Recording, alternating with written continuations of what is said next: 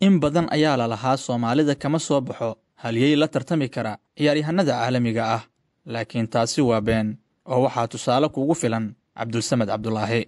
Kabtanka xulka qaranka Soomaaliya Cabdulsamed Cabdulaahi ayaa ku biiray kooxda Novi Pazar ee ka dhisan dalka Serbiya, kana ciyaarto horyaalka Serbiya isla markaana kaalinta saddexaad ka gashay horyaalka dalkaasi kal ciyaareedkii hore.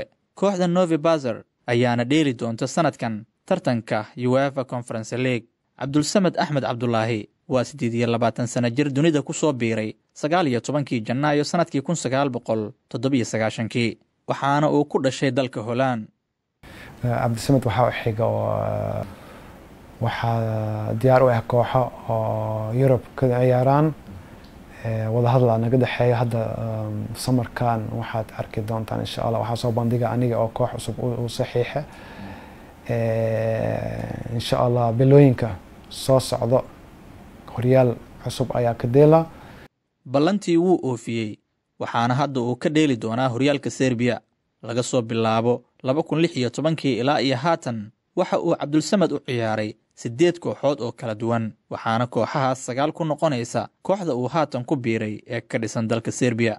Cabdulsamed Cabdulaahi oo dhexda u maamula qaranka Soomaaliya waxa uu ka mid yahay xidigaha xirfadlayaasha farakutiriska ah ee ay haatan ku faani karto Soomaaliya, waxaana hadda uu mushaar sare kaga shaqaysan doonaa qaaradda Yurub. Maxay tahay talada kabtanka qaran ku siiyey dhalinyarada kubadda cagta jecel ee ku sugan Soomaaliya? ciyaartoyda dalkeena waxa uu sheegay inay mar walba isdiyaariyaan oo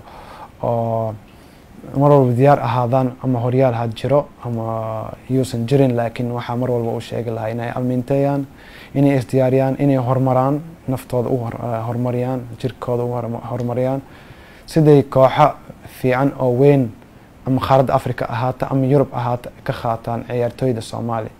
Intaasi waa talada kabtanka. Aniguna waxaan ku leeyahay haddiiba aad kubadda cagta rajo ka leedahay, adiga ayaa iska dhigi kara meel walba oo aad dunida ka joogto kan ugu fiican. Fursaddu meel walba ayay taallaa.